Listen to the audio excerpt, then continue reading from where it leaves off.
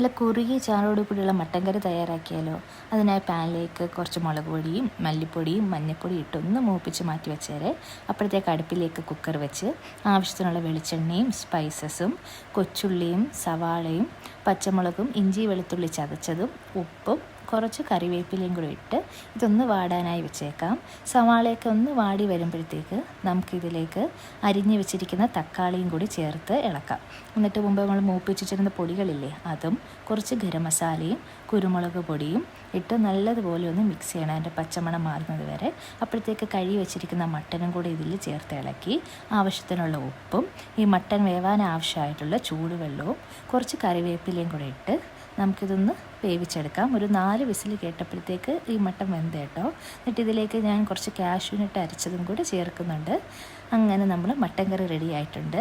നല്ല കുറുകിയ ചാറോട് കൂടിയുള്ള മട്ടൻ കറി നമുക്ക് എന്തിൻ്റെ കൂടെയും കഴിക്കാവുന്നതാണ്.